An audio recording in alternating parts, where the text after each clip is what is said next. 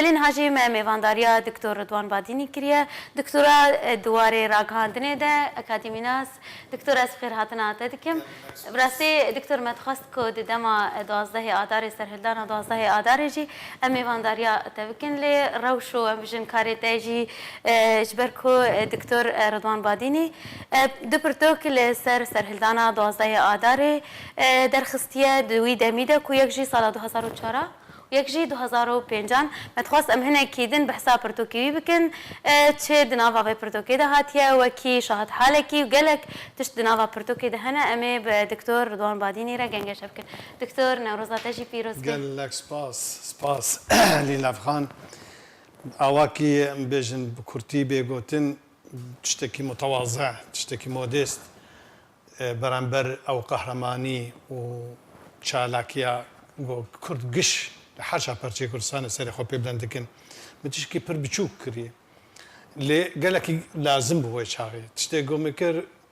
مد لحظه كده وقتك كده وقت بيجي بريار دا قد جبيرا مناره كنجي وجبوش ما خست از وقت بيجي دنجي 12 آذار حمود تشتي مدي ومبهيست وقومي بقهين مرايا عامي قشتي از 27 سال انا تشبون مباراتي خو زعما كان اول كان بدس بك دس بك وبرصه من هيك شيء ابوكم تخص اشترى في برسيشتا بكم دكتور بشتي كم سالك ودولات ندي تبو تشوي تلسر ام بجن ام هش عليكي بكارست شو عليكي بسر هلداني تقول سر وين راس بوي اتكاري بحسيش مره بكي دس خوش تماما عين او بو يعني بشتي 27 سال از جدرفه مام ومولاتنا دي صدفة مجارك مبريار دا جمعية كابو كملاء مغتربين عرفان دا سوريا بريار دا خصمون او كسي جوزيدي بي سالج درفا ما في هبو مهكي هر ولاتي خو ميجي هما ولو بريار دا جوي سالي زهر دا حزار وشارة قابا شو يعني جبو من عين كت اورتا اجازة يعني مهك مستندبو دوازرش قديا كتب بخاري دوازرش قديا او سرهلدان شيبو اجا مدقو اباهاني قدرامنا ما دامي دوقتك يدولو هالبجات واورتاوي اجازه مد افتشا قومي ابا هم وقت بشانازي وهم جي ارك واجبه اجا كما كنجي مبريارا نفساندنا كتابه خدا ام هندرو نشتبون ميفاني مقلق دهاتن روجي بي سي كس سردان مذكر جارك جارام جنفش كي دنجا كي مزن دنجا كات ام قتقينك تشيو روجا دوابو يا اسيابو يا كي خدريه مخست كافا خدريه خست واب قوت لي خست هنكي باز خورتك بو باز ابو جبر عسكر جبر بوليس ومخابرات وحمي وانواع بي جنجي كرداوا اي دبينا قيد مالي جناز كيت زان انه الفيدا كير خوف شير اجا خدريه خست اور دنجا كي وادر كت ودر باس موندر اجا ويشاغي ام قش رابو سربيان تشقومي تشبو والحاصل دوي لحظه يعني ديامن جو بيشتو حفصه لابنيتو تم شعبي المبو يعني بغير مباشر بان دايركت دربيج مد كورم تهر هندر وكاوي انه برات تشتك بتاني يعني تيجو بالتيجان صلاه وقاسس جوي شغله مدلي خد دي طبعا يعني مدلي دي كسر كار بصوري بشقاسي سر كوري خوفه وقت بيش ديشه مسوس داخوا الشعبي نري مسوس داخوا جو حياة نقطة خوين دلاشه مذهبه از حرتش تبكم في كارثاتي في روشة آلوز وفي تعدي والظلمة هي از بقينا وقت بيش شقاسي اسكار بمجي راي عامي قشتي ويش اغيجي هما اجازه مخلص بو از دركتم وقريام تقريبا بين 6 مهام تشتك نكر من ندد كتم هما مسبي حتى ايفاري المطبخ يرون اشتيبهم من تخار ومدن لسان مراد كتم مراد بو مدن لسان من كتاب اخو تقريبا بين 6 مهام هذا خلاص كد مع نوفمبر دي يا صداده طبع جكر مي دس بكر مجو از وقت بيش سيمينار كي تشيكم ملي دكتور بشو زماني بزماني روسي اف كتابامي الاسد والاكراد شريعه الغاب الاسد كردي الاسد كردي زاكون جونغلي يعني اسد وكرد بحكم قانون غابي دجين يعني او بقوة او حكم دكي هيك احترامها ماف ونتوان وقانون وتشتانية يعني قانون الغاب تماما او تشتي من البرشا وخدي قال لك خورتما من السنتري جلبجن سنتري سر بخوائي السنتري كولتوري هبو الموسكو هنا كي نزيكي غربي بو نزيكي امريكي انا وابو جبر جيدنا هشتم قاس بقديمين تهود زانت شخواسي روسيا حتى انها بتاع اسد وش مجال ندان انا جار ندن ليش بو مصلحه بلي براستي برسكا جريكي جرينج الفيديو هي تو وكي اكاديمي ناسكي كورد ودرچوي ام بيجن دكتوراه زانينغ هاندا وتو رقصنامه او ولاتي جي تهيا او ولاتي جي جلكي نيزيكي جبري تانا هاجي نيزيكي رجما اسد رجما سوريا بكشتيان بيجن تشاو تكاري بوت بردوغا كا بفيرنكي تو ولاتكي وكي روسيا وتشبو ام سيمينار هاجي لدار بخيدات برسك قالك تجي خدي برسك قالك جي خدي دس خوش للافغان كنت ببرسيت كي قالك تناجن روس يعني ام جوان لازم جبو صفقه خو دانو سندني خوي ابوري وعسكري ودبلوماسي وحمل رنج بحكومته عفوا وبتركا وبغيري كسان ولاتي ديتري بيوان دار خرتر بكن بلنتر بكن برز بكن يعني او قبل ما در دخينين ريد دنمي حرف جاري ازدرم زفيد بيش مفكري يعني انا شكلنا بشيرم ورن كاج مره بحث بكاتشي هي يعني وقبل سايتي خد دري خد نسين والله رضوان هات فلان هات مع بيش وزير كر نائب وزير يعني زي كي او ديتن افاناج بو متشعبي يعني كسي ايغو برامبري وانم دردخينين جبونا كوبي كار خد كار سياسه واي وقت كانك حمد شتي هي جانا هي كرينفاني فلان تشتي مثلا بلكي بيشتي 4 سال درت كذا او تشتغل جد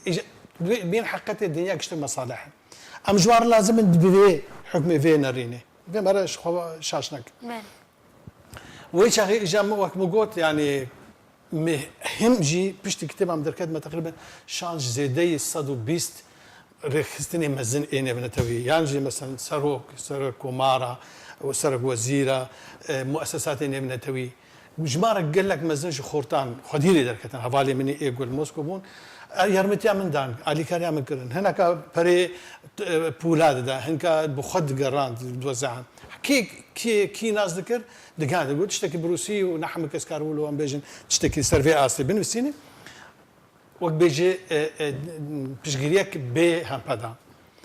ليه ديسه جي مابوتني بروسيه قال لك خورتاش ما قلت ما تناك زماني فرنسيه روسيه انجليزيه زماني جو ازانم خدي مديت بيترجو ملتي مبي بحسه مجال هذا طبعا انا هاجي هيجي ندر انجو مربك انجليزيه فرنسي بس مكر عربي مكر عين كتاب اخو اجا 10000 بين جاده جبرجو مو بعض ملتي مش زانه بي تشه مكري وتشه هي او روداو او بيجي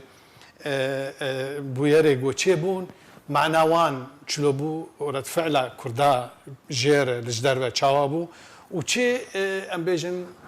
جي تشالاكي كردي جدربه هابو جامي مفكر دكتور اف كو تكريه بزماني عربي اف تاني بزماني عربي وكي روسيتا ورقرا يانجي برفراه كريا دست خوش تشتي نولي زيدا كرنا بشتي كو تجوي صدمه جوي نخوشيت هشيار بويتا تشني نهلي زيدا كرنا يانجي قال لك خوش برسالتا عفرم زور سباس لوفر غافا اعول مدرخست قرمبو روداو هنا قرمبو ما بحث الشردك ما بحث كشتني خويني ما بحث ظلمه مباشر كمنا او تشتي روداوي ايجو بيجن رد فعلهم جي سرحلداني اللي سوي بيتر يعني ابا تشتكون بيجن وقت شاهدكي بين الفيرتن بساندي قابا اجي هنا وقت درباس مره هيدي طبعا وظيفه جي تيجو هرتن قابا تكتبك نهجتك حتى عنوان جي مقهرت قال لك كردي ما هبو قابا هات السيميناري عول قابا ما كذا باخو بلا قرج مدقوتني يا اخي انت شما تكريه ستي اسد ومالباتا اسد قريب وقت بيجي جارها توان به المحايد وان تهمت نكي ايدي بعثوا زامتشي ودوائر حكومتي ايديتر اون ابر برساري رقميه تقولوا كريه امنك كتابه بكرنجي نبلاجي بكن هناك واحد يقول عن قصبه راستي باجي يا وقت بيجي بيجي تبرير باج موقفي واري ولو تقولن افجي هيش بفكرم انه هنا كي ام بيجن روداوي دوازي ازاري تيخم شار شوفيا كي نه وك موعدك وك صوزك بتاريخ بميجوري تشكي نه تشيبو يعني دبيت وقت بيجي اجا ملفر جانبك خاص هم تشاوا ما في كردا هي ام بيجن دعوه ما في خوي شارع نسيبكن نابجن بسقف هاري بلند ها شارع نسيم بيجي صار خوبوني اجي وقت بيجي دروس كنا وراتك سر بخار لا بكيماني شنو اوي جو ما في ما امجي شكلك ايش اشكالي ام بيجن ما في شارع نسيب بيدا بكن وجبوي ام بيجن خباطي بكن اجا الفرد ما جانبي ديتر جانب بيتر هدي حركات بيتر ام بيجن علمي بيرو بوشني ايجو دهاتن كرن وبيجي رنگ ودان كاتي ام بيجن بيدا بونا وان همه بويراندي اوانا وقت بيجي جي خديتن دي كتابه جبروا رجع دو كتابن موضوع وانيه كجي ليد عيني كاتبه دفردي ستنوت كتابانو ده هي شتي هري مهم جي د ملحقك دفر هي مداني الكتابه عربي دي تشتي جو صدى كتابه اول تشيبو دي صحافه روسي دي قال لك نفسكاري بنافو دانج ومزن تقوتاري نوان جي تيكل كريا من قوتني نوان من وقت بيجي استشهاد بقوتني وان كريا بله وكي نارين نوان جي تفليك برتوكا خا كريا داكو خلق بزان بن يك جينا بفاليري مليانوف بنافي اسد الاكراد اسد سوريا والاكراد في ظل قانون الغاب بحث كتابه مدكي تشلو سيمينار تشيكلي تشلو تشي روداي جنكاكا صحفيه روسيا نافي ماريانا بيلينكا اكراد سوريا موضوع جديد لروسيا عنوانه كي نهج بونا روسيا يكيد نافي ايفان غروشكوف يوميات من كردستان سوريا حمي قال لك تشتي ايجو الصحافه ودميد لسر كتابها مدركات من وك شو بيجن هل سنغاندنك تقييمك شي بدو خف وك رد فعل وك تقييم وك سنغاندن بيدا كرد ناف امجا اوساط سياسي واعلامي ده اجا اوجه من اضافه كرد بله دكتور كتاباتي يكي ياكو مجنتا بروسي دا تشابكر قالوا وكي دكتور رضوان وكي اكاديمي ناسكي وكي راكان كان كي كرد قريبو او امبيشن توانين اسد او جريمنكو رجيم سوريا دجي كردادا كرين د برتوكا كابچوك د امبيشن د قريبو بگهينه امبيشن نظام علوي ولاتي دولة روسيا قالوا د امبيشن طيبت تجبون دزگهن طيبت وكي سروكي ويانجي وزير وانت بشكشكر نامتا گهشت حميان باوري عمدي لسر راوستان امبيشن كارم باوري عمدي دنگ ودانك باش شكر لوي درجه انه سفاره باروزخانه سوري يعني دوين ببون جيش خا وقت بيجي هش خون داك تشاو افزان ياري غهانوا قال لك يجي شر مكرن قال لك شر مكرن ونايفا شارتنجي حمقزانه 25 ماها يكيد 25 ماها يكيد 1005 يعني بيش شحط ماها جي دوازي ازاري اسد هات موسكو بله ويش جاهين وقت بيجي روش قرمو ما جناف خورتاده مقريا ما وكاد في امي دركب خو بيشاندانه كي تشيكن ديجي هاتنا اختش كي خيال بكسكي باورنا تكر مجي براسي ام خل تسهري زحمت دا جبومه مسوس دابو ازفان تشتي مديتي وك هي بمعنى وبوقت بيجي بشروفه بقي رايع عامي كشتي جبرقوم كتابه مهبو حمو جي الف حتى يا حمل تشيروك مقوتي از تشو جو كي مجوان خاص انه جمر بسمحين ريبدن ما ام دركبن خو بيشاندانا كشيت كنت تقول تشلو دوست ما هي الرقم ياك وتشلو تي هر فانشتنا ديجي جهاتنا يعني تشكي نذكر سريوان وكسك قبل نذكر بس مي قال لك دوستي خو قال لك كسي ايغوم بوار دوسن مقالع كرن باشا ام هاجرونا هلا ام تركب بيشاخ مثلا الكريملين ياجي ساحه ميدان سور ياجي بيشا سفارات جيكي دبدن ما ام بيد دنگه خو بيشن برا ام راگاندنا نفنتوي او ام كون بكونوا بحثا تشروكي بكن شم سلامه هاتي والحاصل داوي وقت بيجي سروك بلدية موسكو شغل بيشتكي خانع بو انه ام تشكي خرانا كان تشكي ناشكين انه ام تشتكي حضاري وشارستاني بكن واوجي ما ودان فيهم كرم ام بي تشيكن بي ناسنا منه ام وك عجله ديجين ام والحاصل حتى يك تشتكي ديجي قال لك مهم زبيج بيجم هشتن ويتشاغي وقت بيجي وام خوش بشانداني تشيكن وفعلا ويتشاغي سرقة نعم. بشار أسد هذا 25 ما هي اكيد حزارو بينجا بله الفر مقالك هي المناخ سيفي دي مقالة يكك بروفيسور اكيد معهد دبلوماسية روسية رقم يكده نافي فاسيليفا بروفيسور اكيد جنة اوي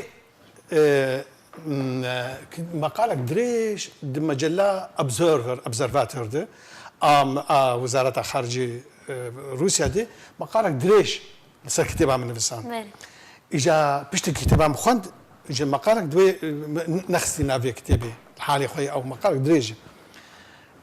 اوجي عندما لجنة علمي جو درجة فخري دكتوراه فخري دابون اسد بيشتي قفا اسد هاتو تشو ومن تشيروكيش جيرغوتو بكتابه خداي صوت خال جو هاجر من كتابات دي تبع بريق عندما في لجنة از ندبو عندما لجنة وما او شرف ندعي انه التوقيع عام يجي صار الدكتوراه فخريها جو مدعي يعني اجبروا له ما اجمار قال لك باش جكسي خدي وجدان خدي ضمير جكسي بيروارج روشنا مافاني خدي هالوست جي نيفسكارا جكسي ايجو جي ام بيجن بوان جراند هذا افتشتها اصلا بيجن رأي سياسي عام رسمي ما وقفه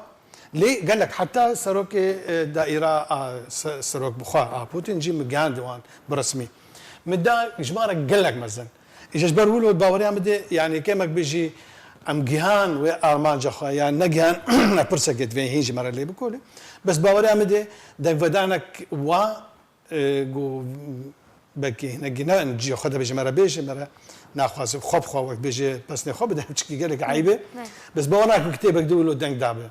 انا اجيب بالدهان ببور برتقالي الدنياي ايجو مجوار شاندني نافدا قال لك جراس كتابنا بانجليزي فرنسي دخينم يعني روسي بحثا ام بيجن روداوي دوازده ازار كرني جي وقت سرچاوا وقت جي مصدر وقت جي دري وان هوالان اخبار كتاب عم برني افجي جيشانا زي بلي دكتور دوي دميده تدبجي وكي كتاب قالك بلاف ويان جيت بهتر باندورا سيمينار وانجي هبو دما كنت سيمينار بيشكش كرن د بيشيا خلكي تبحثا كردستان سوريا وي دميده كر تبجي باندورا بهتر كتاب هبو يعني قال لك باش بصات ديت يعني نظام شخاص وقت تداي بيت وخش زانيت شيروكا بكتابي قبل كتابة مني عربي دركات تتزاني يعني وشاغي كتاب تاني هناكي انترنت شيء بو فردويده يعني خلكيش مد برسي كاتشمات ناي جماعة شمات دفران ولا تيش هناك اجا جارك سيارة خسار بوم وجموسكو مداري وشوم الاوروبا جيجريام يعني شوم وان ولا ايغوريام دي جموسكو حياه باريس اجا بريده شوم بلجيكا شوم المانيا تبريده اول مينسك عدوري نوتشي المانيا دور بلجيكا دور جيش فرنسا شوم لندن اشوم كو ما كتاب جاكربو بيجي باجاجا سياره مليان باش تبخو بو باش بو تبلاف كرت بو مكتبه وتبخت بلاف مجبور بهم بلكي نقلكي باش تشتكي باشا مره بخو كتابه بس مهن توزيع دقر همجي وقت بيجي دنفس عند السرجبو وكاسيكم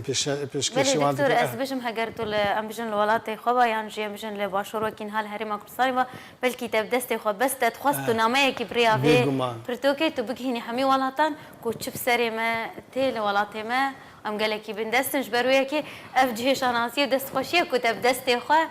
ده برتوكا خبالا فكريه شبر هر کسک نکاری به کاری بکی براسي جه دست خوشيه دكتور استخوازم فرصك تيجي لسر ولات فرنسا كنت نشتاجي فرنسا يجي تقالك جاران لفرنسا شي تبيني تشاو تاف برتوك نك ورغراندي بزماني ورغرتن جبو زماني فرنسي جيته بخدي حتى انها خمج مره حتى انها درد نظام هناك كيف بو روداوي مستر تشيبونا انا جد حزار يازاد حتى انها يعني برسك قال لك جي خدي قال لك جي خدي متخصص هنك قاعد ترجمه كربانا نمر بخوا بقرين وبنفسي وبلا بك وياجي ترجمه بك قال لك برسك جي خدي مخابن اما دزقه روشنبيري ايه هنا بوي اركي خورانابن يعني باش كتابك هيدا اكتواليتي دي زور ملح بابتا جرك جرمه جرك ببلاكرين جرك ام باش بشي وك الشيوان لسر استك علمي وموضوعي وبابتاتي هاتين بساندين جرك ببلاكرين او كسانا مرة ناخذ رخلي الحمراء الدنيا بك الحمراء خلكي بس كيمك بيجي او اركيوانا حريكي قباك ببين تشتكي جيتي بك وبيويسي بكرن ونك مع الحكي مسيكي ايرو مخابن ام ند روشك وادنا ام بيجن دزگه ما بخوا اركي خود زانن یا جتن آراسته کردنش آلیان بيجن بارتي وجروب سياسي و هنا كي اب اركي جو او ورغراند با بشتي صالونيف كي تقريبا 10006 مشون امريكا عينا ديس دوازده مها ازاري 10006 دي وقت بيجي سالفاغارا دوامبو لورجي مسمينار تشيكر لواشنطن اجا وبوي جارا يكيبو قد بن قبا كونغرس امريكي دي جو كرد سوريا يعني كونفرنس يكيبو اجو كرد سوريا تشيدكن لواشنطن لامريكا اجا كتبا مو شغلنا هذا كتبوا حمو خورتا زانيبو ابي يقوم ابو شغل لك بحماس بجوشك مزن عمل بي حوالي قرنبون حوالي خوش ودر خوشكار اجا خورتا دورجي هم لوتيلي هم لناف جفينا دي هم يعني جيجو امليكم بون سيرو جاكشاند او جفينا واشنطن او جي دي سي او بردواميا و كاربو ام بيجن خبط بالانجليزي هبا هلبت ويجي خو باشتر قتبا ليه مخابن ديس خورت ما طبعا ناف خد بتر ام بيجن بعربي تخينا بس جبو اجنبيه جبو كاس يقول دم او ديتن چند كسن هبو شخصيات زور جرينج بون ويشاغي دكتور نجم الدين كريم ناويتشي محافظه كركوكي لوربو ناويتشي دكتور خيلاني اوش روشنبيري كي كرد روج باشوره جبارك روشنبيري مجل وان درجه اوجي زور اهتمام دان واليكاري كرن واز دام ناس كرن بوان كسي ايجو قريب بزبان بانجليزي بوار وبوغا تسرشي اجا جار از دبينا مثلا ايجو هيش تبي كتاب بعربي يعني بروسي وقت بيجي استرسال ديك استشهاد ديك بقوتنامه بكتاب عمي وقت بيجي بيرو بوشونيمه بله دكتور بشيت اف كتاب آماده کریان جی تبالاف کرد حاضر کرد دایکا چل سر که پرتو که گلو مخابن دائما وفات کرد زبانی خودی بسری سپاس یازده مها یازده بشكل تاريخ غريب وعجيب يازدي مها يازده 1011 از القاهرة ابو نامايك جمرهات مروه بسمامه كيمه جو دياتا وفات كر مخابن بشتوي ما اونا ما ديت يعني بشتي او سوزيكم بيردا متخصص ديس لينا ريبا ومقوتبا تقوتبا با متشيرو كنت تشتي جو هيرس دامه اني زمان بله ما قلت خزير بيجي لبانيا خدي لي وجهي بهشت با دكتور استخاصم بس برسكي لسر برتوكي او تشيروكي انت تدا نويساندي او نخوشيهم كو بسر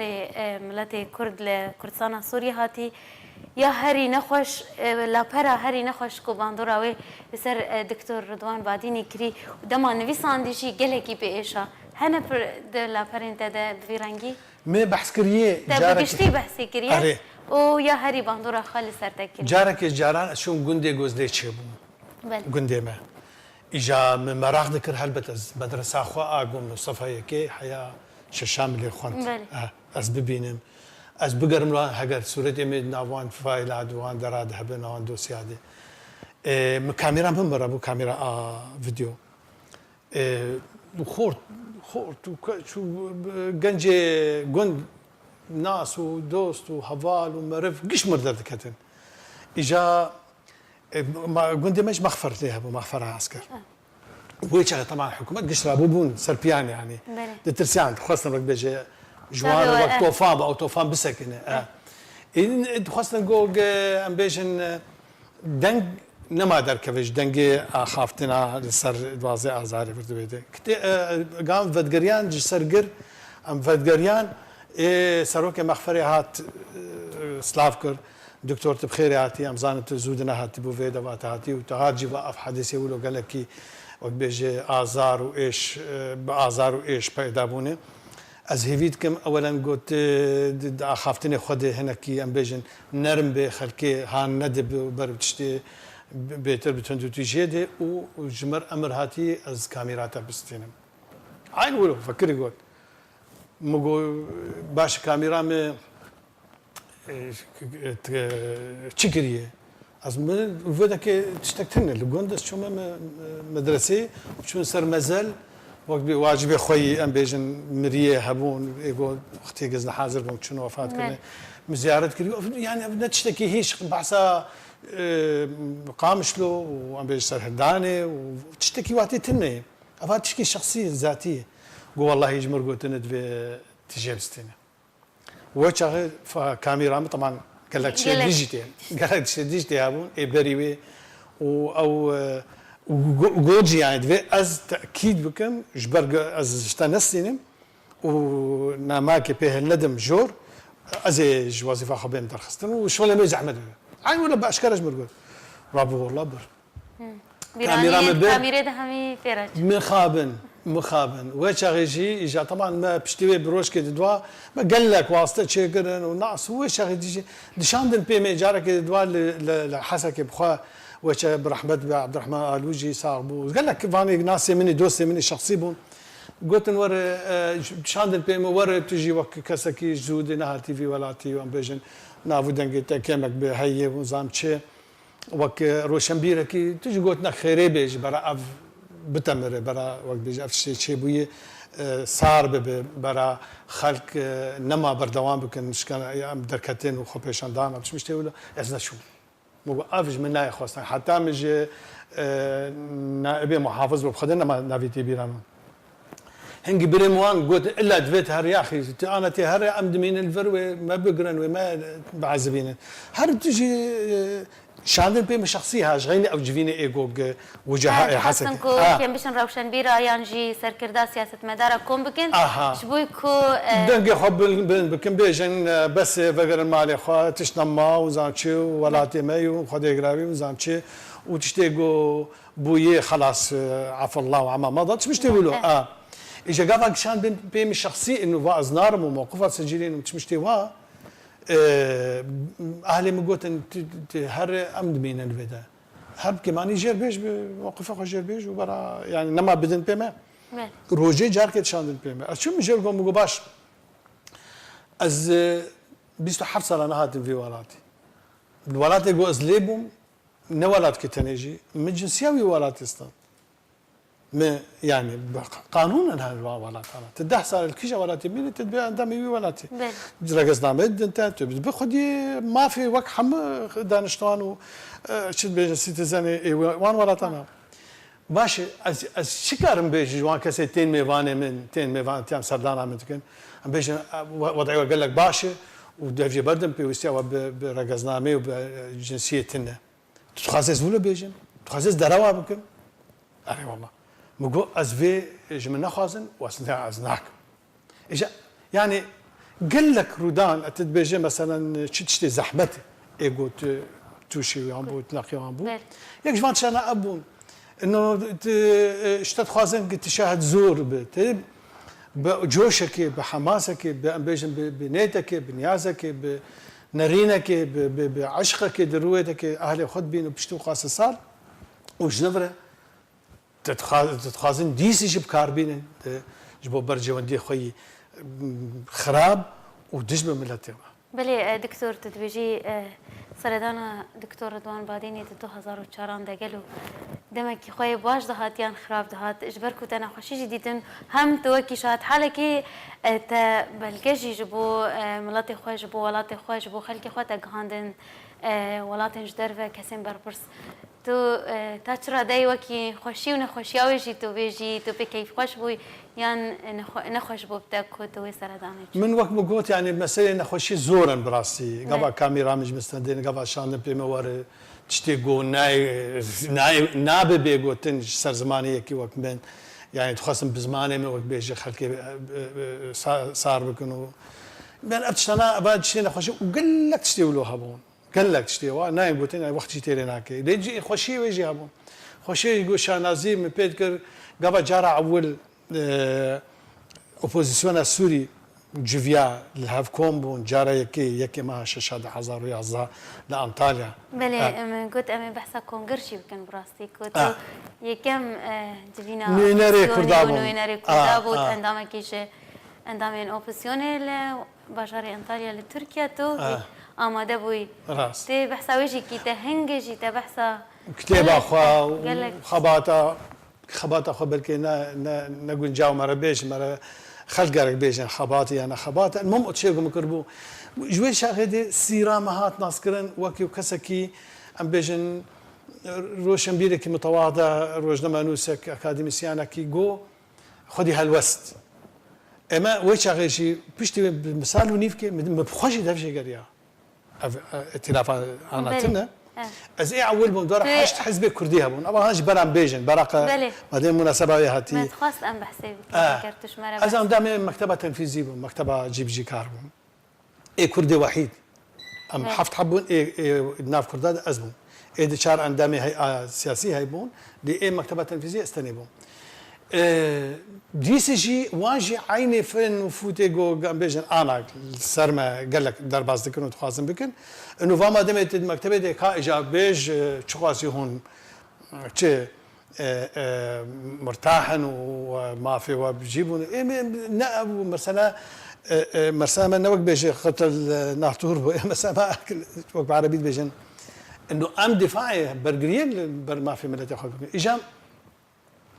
دوي دميدة برس او بوشي قريبو خاله شارم المؤتمر السوري للتغيير لسر چونيتاج چارا سركرنا كيشا نتويبو ضمن كيشا كل خاله شارم ده برنامج وي وي مؤتمر هيدي روج بروج اما اوتاني سر زمان ده حمج فينادي كاتشي بيكرن ده دانوستان ديني مده باوروبا بدنيا اسبوم عندما چارده شاندا چارده وفتا چون امریکا دی سجاره دیتم چون دنیا گشی ام چون که ام مدگو خاله چاره من امنه ما في ما جيش اتفاق كري سيرفي نريني بو چاره سكرنا كشاكر ديجي مراد بو نجارك نددوان اساسيا هدي جامدي ما بالشر باش مگو ما افدانيش بونا چاوي و يعني جيبوهم ما بخابين الفاي ما عم بيجي كشاكر قرق بديالوج بدانوسان دنك سياسي بيشارة سكرين أجيبيت شيء حد دوان شاندي قستي دبوم لستيت ديبارتمنت خارجية أمريكي لأروسي لحمة ألماني لأم دكتشو كو ميد قوت إما حرقوان دبي خد قلت نما بحث ذكري ميد قوت إما أجي من نري كردامة أجي خالة شارع جوي خالة شارع جوارتي وقاعد بيجم حتى جارك از كارم نواجي بيجم الستيت ديبارتمنت حزارو دوازدابو ام قلق بون عندامي شاندي يكي جوان يعني نافيج بيجم يعني اخوان مسلمين بو ملهم دروبي شو مدري ام هاركو همتي كيشاكور بين بو اجبو كيشاكور بفرم بو ازلنا وهذا تتكمنا اجبو له ازبرم افا بينجيو شش بينجيو حشت كرد نافوي مؤتمر عود هبو دوران نونري انديريكتا نحن كاسي دويري بوغتا نونري حزب خونه دنگ خدا نمه قبل ما نورتا وان بكم قبول كرسل خو دفي اسمار الراس مو بخر راس اثناء تم اشتري شبكه خم بيج ماري والله المهم يعني خوشي جد افجي قاوت حس ذكي وكي قوتي دوي بري شردي جو اوجي نهسانه نكيم ترج بري شر فيزيك مادي قلت هنا كيش بيجي عم بيجن اركي خوا وملتي خوا ديني سر زمان دوان كسي بين دار النقاش دك وقفتو دك وهود دي وقت بيجي تيجشتنا كراستي جمان شيك بلي دكتور اف سدام بون فرم افسدم بون كو دكتور رضوان باديني جدوري اوبوزيوني قالت لي بجم بشتي وي سال 2018 دجي تو بشداري كونغرسوت شي دجي كده محاول دا بشتي برسمي مقالة دور ودريج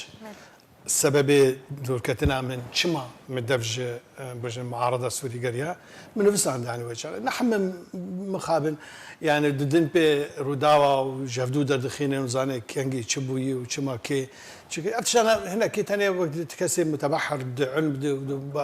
بجن بردامية متابعة روداوا ما أفتشان ليه نحن كزانن ده حزارو حجداده وحتى أنا هاجي بنافي بيمانجا راجعندون وديكولين السياسي قوم تشكري الحوليري بناف هي مخابن جيمتنا وإمكانياتنا كم بركمن ليه وين أبي أزقلك جيا حاضر بهم دي سي جي وقع برينها مقول شلو جروسار شو قاسي أم لازم كنجي لازم جبوت شيء ما كارم بدن بيش جبوت شيء كارم بيجن هونتنا جانا قباهم طلبهم هي سالة كتير سوفيتي جانا ما تشوف مدكو كاقاعك بدل ما أم شي بيجن نوروزي بيروز بكن قلت هندين شلون هناتن بيجن بنابي كردان من نوروزي تشيكن إما جبو وان هنتننا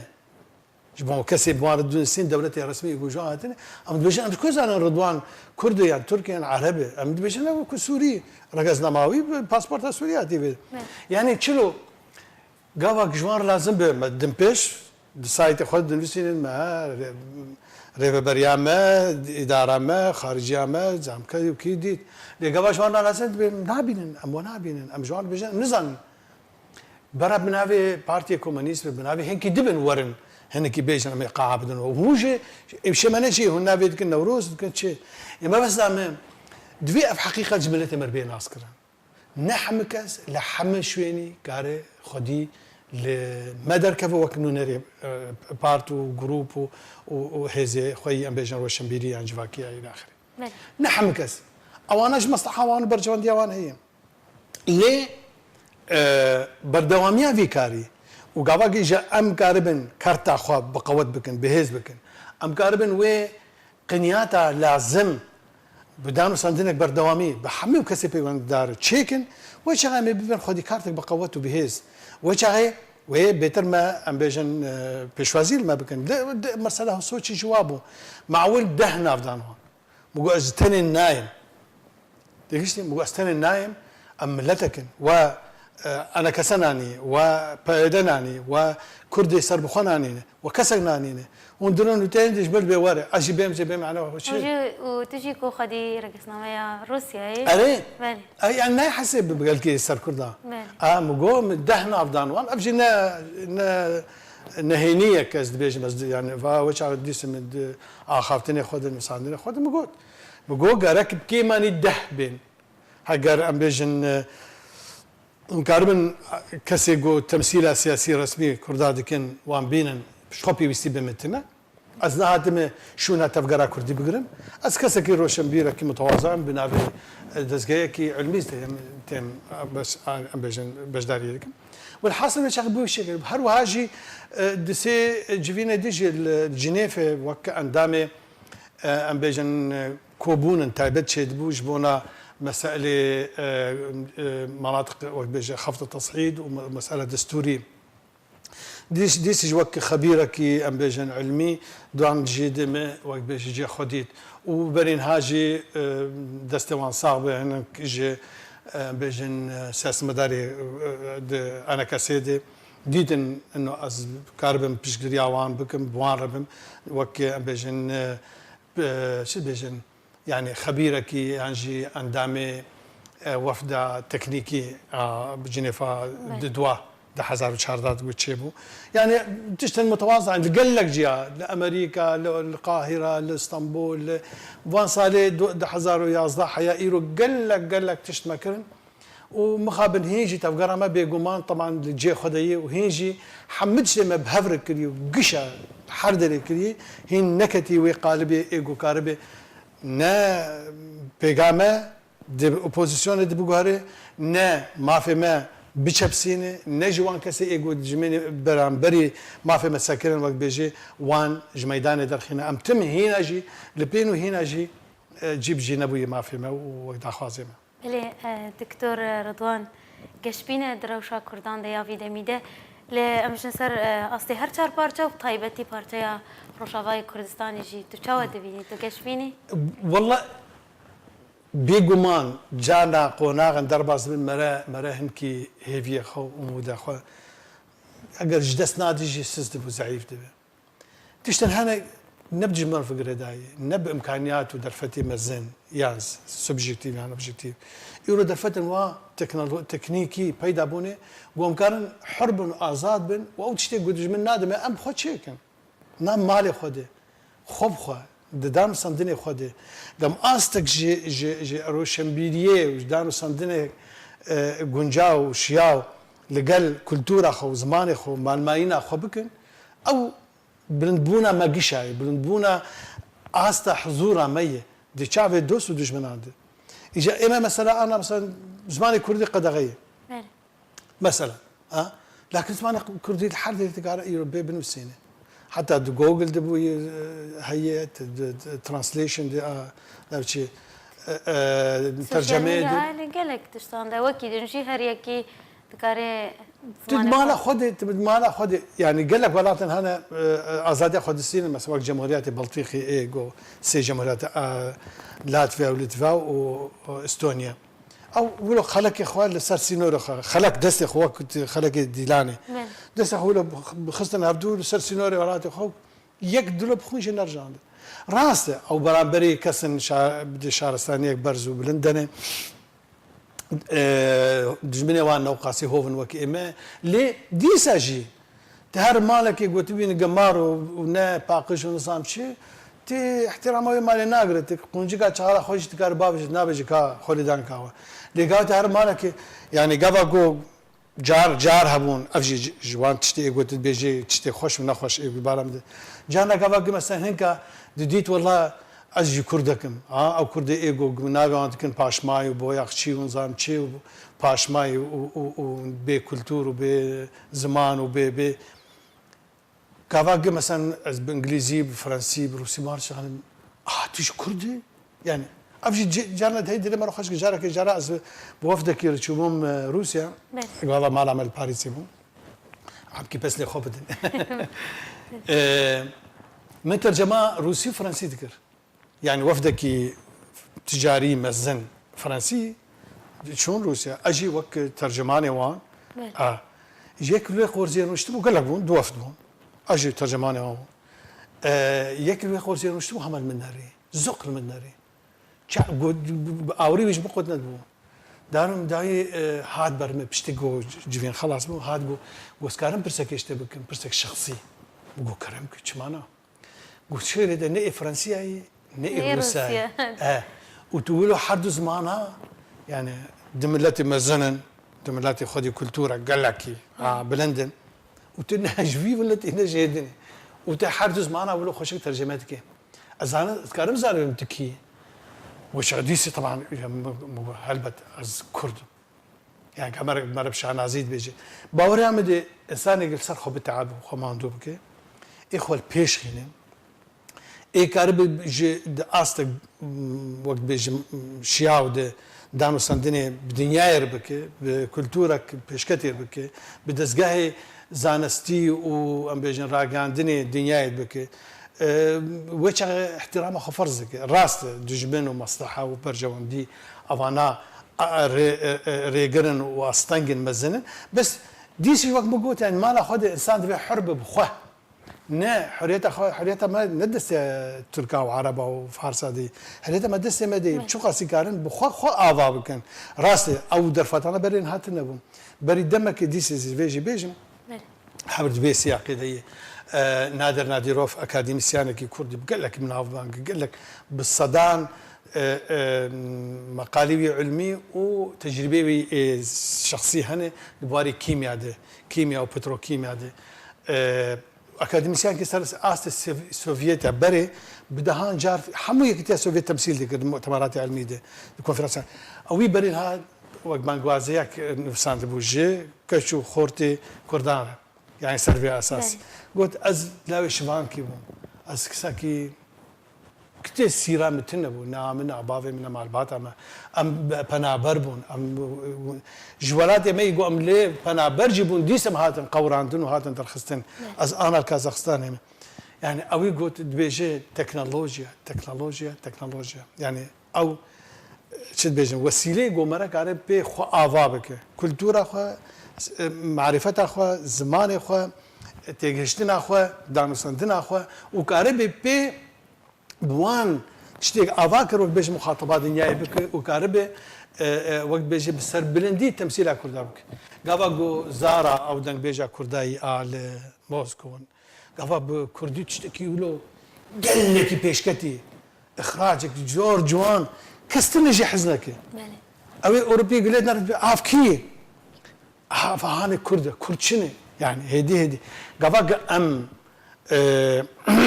نونرتيك باش كولتورا خربكن باوري ام دخلكش ما قبول بك بله دكتور قال لك سلاوجي اشتراحاتنا دس خوشي جيل تكرنا بينارين وين مرة قال لك سباسش بوجي كون سلاوي خو وسلاوي واجي هشتن دكتور رضوان باديني دكتور برسا كامنا دي دكتور رضوان باديني ام بجند دما 2011 تانها وكونغري كيجي لانطاليا تيدا بشتار بو تانها لسر ام بجند لسر روشي كو حاضرة وبردوامة وقال لك كونغرا داشي بشتار دبي قالوا جارنا تهول دايا كنتو وكي في كتابة وكي في برتوكا كنت توان كونغرانجي جوينين وان كونغران قوتنين كوتي دهاتين قوتن تو بكي وكي بلغة وتو بنفيسي برتوكان يانجي از چی سر بیشتر وی بارده از نوع هنگ سربون چه بویه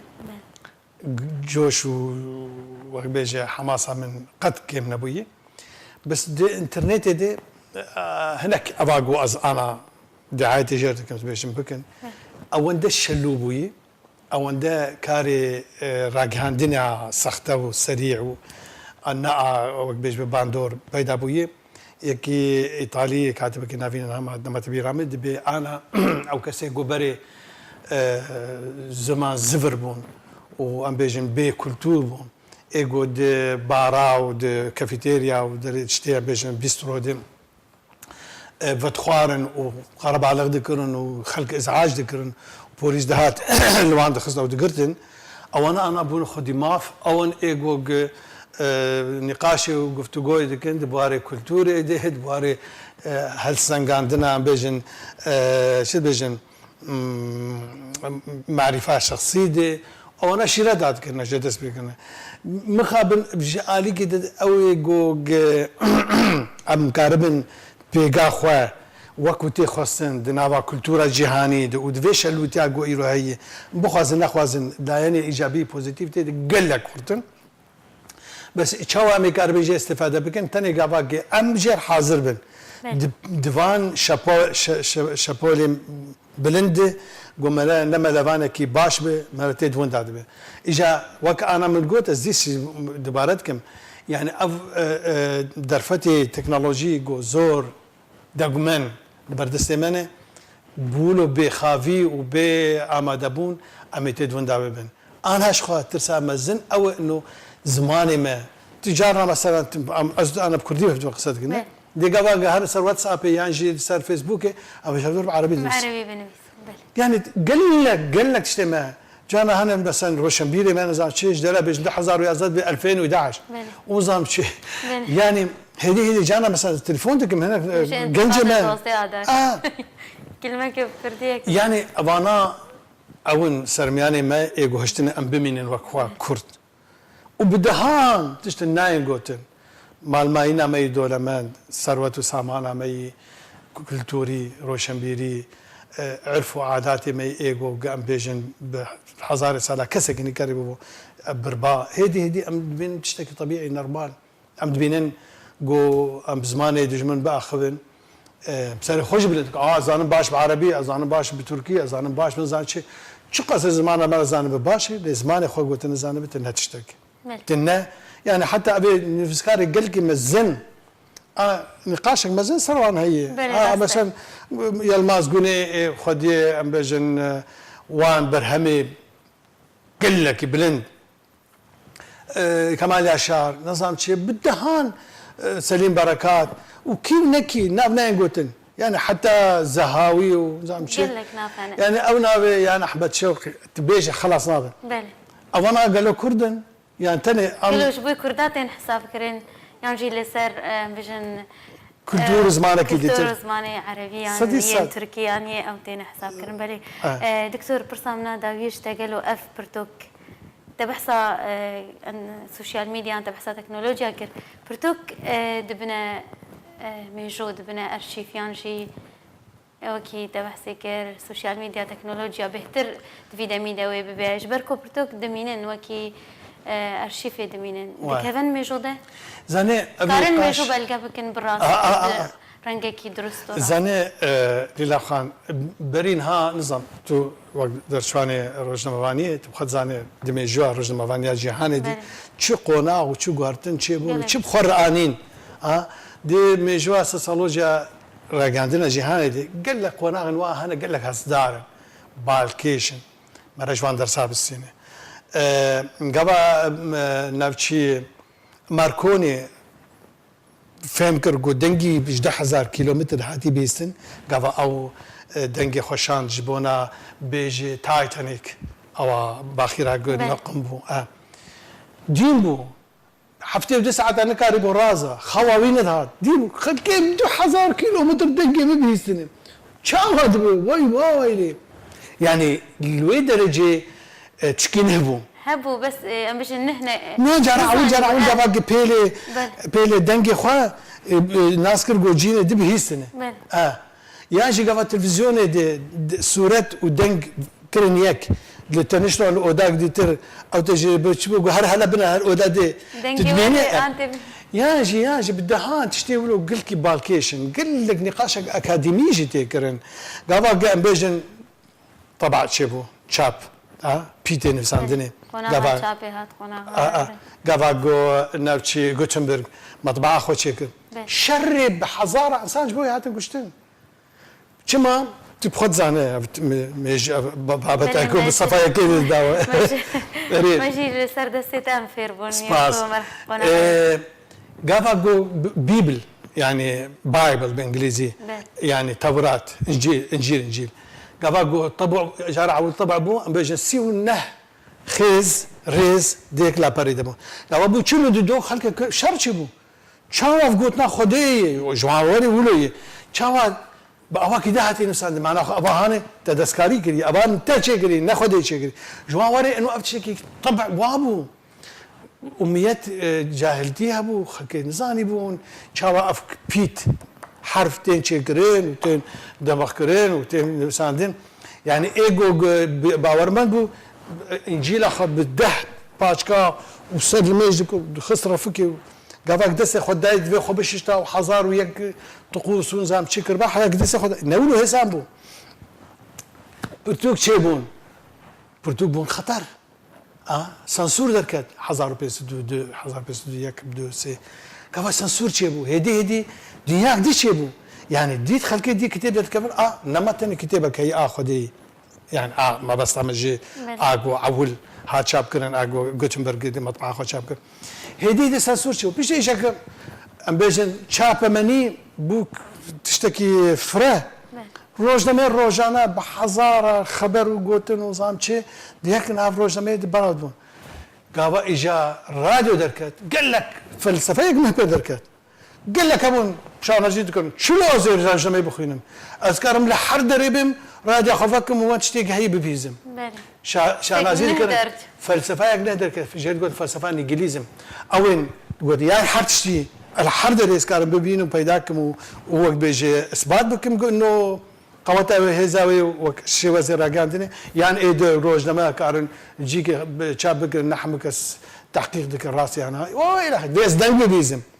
جاوا تلفزيون تشبو جارع وسروك امريكا ما نعرف تبيرا مكافاغو يكيش روزنامه نوسا فيلسوف جديد قباك استوديو دركبه او لو عندهم تديولو شيء ميك اب تشيكر بون قباقودي واي خلي سري ما بقول شي كلها وش بسري بيه بسرو كما كرني سرو كما بيليستني شوي انه سبق كنا دهان كنا يعني دنيا قناع وقناع راجعين وقت بيجي